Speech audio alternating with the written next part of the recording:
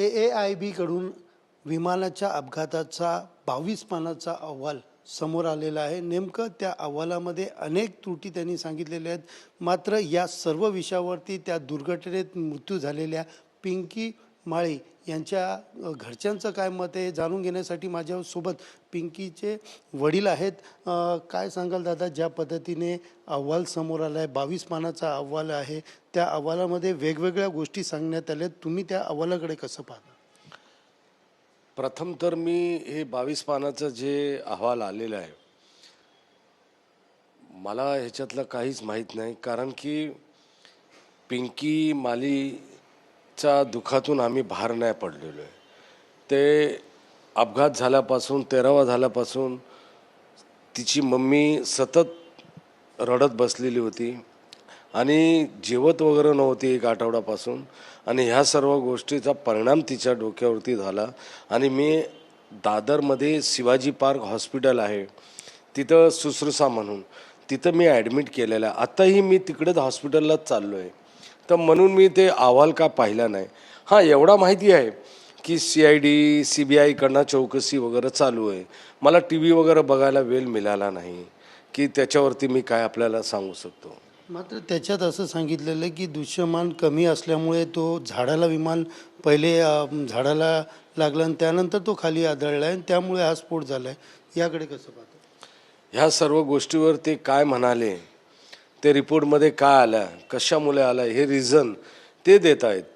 पण मी पाहिल्यात नाही TV आणि मला बातमी माहिती नाही आहे.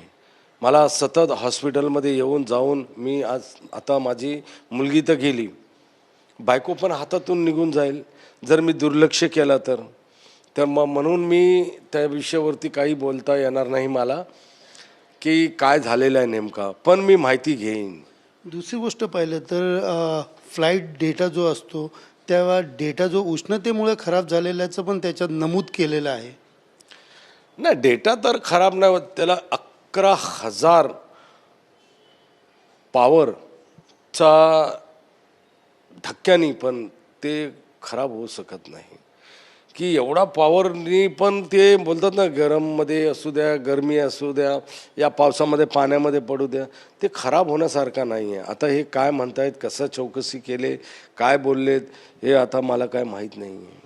तर दुसरीकडे पाहिलं की ज्या पद्धतीने अहवाल आलेला आहे, आता डेटा खराब सांगितलं तर CBI चौकशी कशी करणार, असा देखील प्रश्न रोहित पवार यांनी उपस्थित केला आहे की ज्या पद्धतीने CBI चौकशी केली पाहिजे, FIR झाली पाहिजे. आता डेटा खराब झाल्यामुळे त्यांनाही चौकशीला कुठे अडथळे निर्माण होऊ शकतात का? आता सोमवारी रोहित दादा पवार आता हे ब्लड पियरमध्ये राष्ट्रवादी भवन ऑफिस आहे, तिथं ते पत्रकार परिषद घेतले, तेव्हा समजेल की काय नेमकी आहे, तिथं काय विषयावर उत्तर देतात, काय रिझन आहे, ते माहिती मिळेल. आता हे कुठल्या कारणाने झालं आहे, काय झालं हे नक्की ज्यापर्यंत ऐकणार नाही, बघणार नाही, त्याशिवाय मी बोलता येणार नाही मला. रोहित पवार ज्या पद्धतीने 3 पोलीस स्थानकात गेलेत आणि त्या ठिकाणी FIR देखील घेतली जात नाही, त्यामुळं कुठंतरी FIR झाली नाही तर त्याची चौकशी देखील होणार नाही. कारण FIRला CBI चौकशी असेल किंवा पोलिसांची असेल, FIR झाल्यानंतरच त्याचा तपास होतो. तुम्हाला काय वाटतं? नाही, रेशन कार्डमध्ये महाराष्ट्र सरकारने GR काढला की 1 कार्ड 1 नेशन. आपण कुठेही राहता तर कुठेही जाऊन रेशन घेऊ शकता. त्या बाबतीमध्ये जर त्यांची सोच असेल की नाही, हे जे घटना झालेली आहे बारामतीला, तर बारामतीमध्ये ते FIR लॉन्च करा, असं काही नाही आहे. ते जर मुंबईमध्ये मरीन ड्राईव्हला गेले, FIR ते करतायत, तर त्यांच्याकडे काहीतरी पुरावे असतील. आणि ह्यामागे CID CBI हे तर लागलेलीच आहे, यंत्रणा लागलेलीच आहे. आणि जर त्यांच्याकडे पुरावे आहेत, त्या आधारावरती जर ते कंप्लेंट FIR करायसाठी गेले तर तक्रार तर घ्यायला पाहिजे. कारवाई करणं न करणं हा सरकारचा भाग आहे. आपल्या घरातली जी सगळ्यांची लाडकी होती ती कुठेतरी आपल्यामध्ये नाही आहेत. आज 1 महिना या गोष्टीला उलटला आहे. आपण एक वडील म्हणून तुमचा लढा कसा सुरू ठेवणार आहेत? काय नेमकं पुढची भूमिका असणार आहे? सरकारकडे काय नेमकी मागणी करणार? सरकारकडे मी काय मागणी करू? जे चाललेलं आहे की त्याची इन्क्वायरी बरेच लोकांनी बोलले. माझा तर असा आहे की हाऊस चालू आहे, अधिवेशनमध्ये सत्ताधारी विरोधी पक्षनेतेचे आमदार हे तिथं विषय मांडला पाहिजे. हे फास्ट ट्रॅकवरती कुठेतरी हे यायला पाहिजे आणि याची सानिसा व्हायला पाहिजे की ह्याच्यामध्ये जो दोषी असेल त्याच्यावरती कारवाई व्हायला पाहिजे. मनसे अध्यक्ष राज ठाकरे यांनी देखील हा विषय उचलला आहे. धोक्यामुळे हा अपघात झाला असे संशय त्यांनी देखील व्यक्त केलेला आहे. देखा, ही बातमी मला हॉस्पिटलमध्ये मी टी व्ही बघत होतो तर माहिती मिळाली की रोहितदादा पवार राज ठाकरे साहेबांना भेटायला गेले. मराठी दिवस होता, त्या दिनानिमित्त ते गेले. आपले विचार, आपले जे काय त्यांना मांडायचं होतं ते मांडले. हां, राज ठाकरे साहेब जे म्हणाले की धुका होता, तर त्यांना जे आभास झाला ते त्यांनी मांडलेलं आहे. आता व्हॅलिडिटी कमी होती की जास्त होती, काय होता हे तपासचा भाग आहे. हे तपासमध्ये सगळं भार येणार. दुसरा प्रश्न आहे, ज्या पद्धतीने FIR दाखल करताना बसले आणि अधिकारी FIR घेत होता आणि एवढाच पोलीस अधिकारी येतो आणि तो कुठंतरी थांबवताना काही करा, आम्ही FIR घेणार नाही अशी संभाषणं, म्हणजे अशा भाषेत वक्तव्यावरती ते बोलतात. या सगळ्या गोष्टीकडे तुम्ही कसं पाहताय वडील? साहेब, हिंदीमध्ये एक म्हण आहे, जिसकी लाठी उसकी भैंस. जिसकी लाठी उसकी भैंस. सत्तामध्ये आहेत, पॉवर आहे, ते काही करू शकतात. जर सरकारचा एक अधिकारी कंप्लेंट नोंदवताना आणि एक मोठा अधिकारी, या DCP लेवलची माणसं हे IAS असतात, IPS असतात, हे शिकाऊ माणसं असतात, शिकलेले असतात आणि ह्यांना कुठे दखल घ्यायची कुठे नाही घ्यायची याचं त्यांना जाणीव असते. जर त्यांनी तिकडे येऊन थांबवला तर मला असं वाटतं की हे चुकीचं आहे.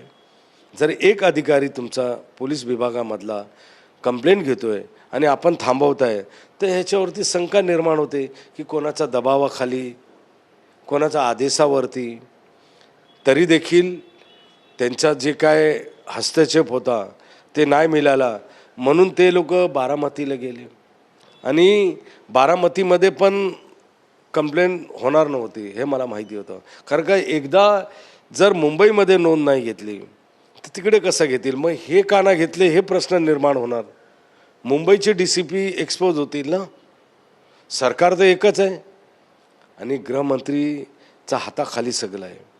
तर मी एवढंच आपल्या माध्यमातून विनंती करेन, याची सखोल चौकशी व्हायला पाहिजे.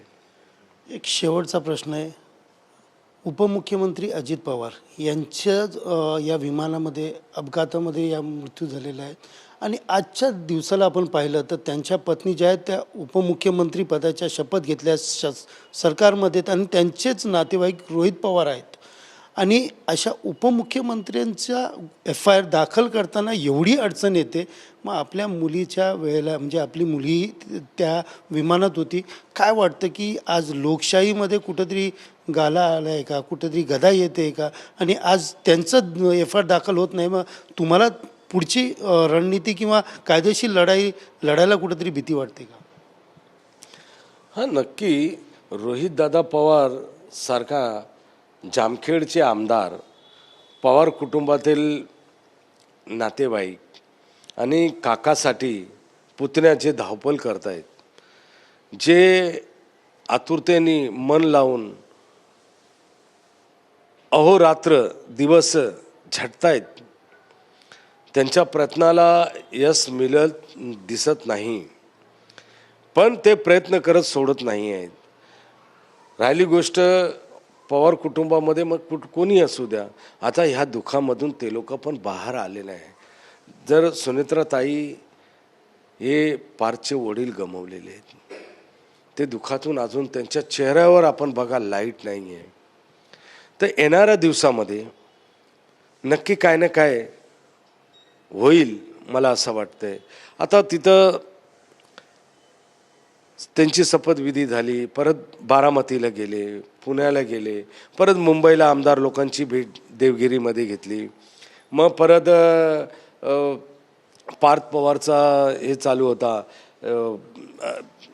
काय बोलतात ते सांसदचा MP चा लोकसभामध्ये ते काय म्हणतात ते लोकसभेमध्ये खासदारकीचा ते मनोनीत ते गेले, त्याच्यामध्ये त्यांची धावपळ. तर ह्या सगळं मधून कुटुंबातून त्यांना सावरायला निघायला वेळ लागेल. मी पिंकीला गमावल्यापासून आम्ही ह्याच्यातून बाहेर नाही पडलो, तर ते तो मोठे लोक आहेत. अजितदादा पवार हे महाराष्ट्राचे नेते होते, ते कुटुंबाचे प्रमुख होते पवार साहेबांच्या नंतर. म्हणून तो बारामती नारा देतो की एकच वादा अजितदादा. पण उपमुख्यमंत्री ज्या पद्धतीने आता सुनेत्रा पवार आहेत, रोहित पवार लढत आहेत, पुतण्याचा काकासाठी गुन्हा दाखल करण्याचा प्रयत्न करा म्हणून प्रयत्न सुरू आहे. तर सुनेत्रा पवार उपमुख्यमंत्र्यांनी सुनेत्रा पवार ताईंनी पण याला कुठेतरी पाठिंबा द्यायला हवा किंवा याच्यामध्ये तेही पुढाकार घ्यायला हवा असं वाटतं का? बघा, ते आज ह्या महाराष्ट्राचे उपमुख्यमंत्री आहेत, बिझी आहेत आणि प्रत्येक ठिकाणी पोलीस स्टेशनमध्ये जाणं हे त्यांना शक्य नाही आहे. पुन्हा संपूर्ण महाराष्ट्र बघायचं आहे. आणि रोहितदादाबरोबर अमोल मिटकरी जी आहेत, युचेंद्र पवार जी आहेत, पवार घराणं आहेच ना त्यांच्यासोबत. आणि एक आमदार आहे ते देखील आहेत. हळूहळू लोक आता आपली प्रतिक्रिया द्यायला सुरुवात केलेली आहेत. पहिला काही बोलत नव्हते की ह्या सदमा होता. नक्कीच तपासमध्ये काय होते ह्याच्या वेट अँड वॉचवर लोक होते. तर आता जे 22 पानाचा आपण म्हटल्याप्रमाणे अहवाल सादर केलेला आहे, त्या आधारे हे प्रथम अहवाल आहे. हे संपूर्ण त्याची इन्क्वायरीचा तपशील नाही आहे. CID CBI याची इन्क्वायरी चालू आहे. प्रथम अहवाल आहे. सगळ्यात शेवटचा प्रश्न की आता ज्या पद्धतीने हे सगळं चालू आहे, काय विश्वास आहे तुम्हाला की ज्या पद्धतीने FIR असेल, सगळ्या गोष्टी, या सगळ्या राजकारण सुरू आहे, याच्यावरती तुमचा काय विश्वास आहे? तुम्हाला कशा प्रकारे न्याय मिळणार याचा विश्वास आहे? बघा, सत्य पराजित नहीं हो सकता और कोण कितीही केला तरी सत्य बाहेर येणार. जनताच्या मनामध्ये, लोकांच्या मनामध्ये हे काय घडलं आणि काय होतोय हे माहिती आहे. सत्य की जीत होगी और सत्य परेशान होता है, पराजित नहीं होता. तो मला असं वाटतंय येणाऱ्या दिवसामध्ये न्याय भेटेल. वेट अँड वॉचवरती. एकंदरीत ज्या पद्धतीने अहवाल आला आहे आणि त्यानंतर रोहित पवार असतील किंवा मनसे अध्यक्ष राज ठाकरे असतील, यांच्या सगळ्या गोष्टीवरती बोलताना कुठेतरी सत्य आहे, सत्य जे आहे ते पराजित होणार नाही आणि येणाऱ्या काळामध्ये आम्हाला याच्यावरती न्याय मिळणार असा विश्वास पिंकीच्या वडिलांनी या ठिकाणी व्यक्त केलेला पाहायला मिळत आहे. कॅमेरा पर्सन नागनाथसह सुनील जाधव, TV9 मराठी, मुंबई.